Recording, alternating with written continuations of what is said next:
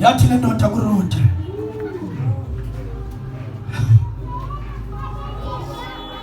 mntwana wami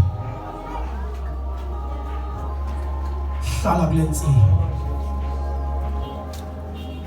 ungasuki.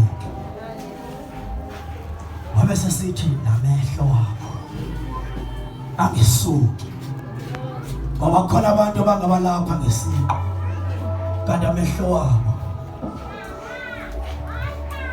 zezenhlanga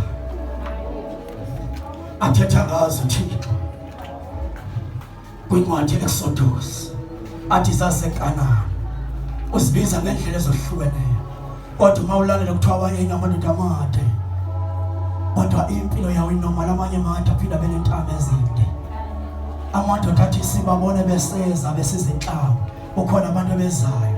Amadoda anikezwe umzimba njengejirafa, akwazi ukubona izinto ezikude, kodwa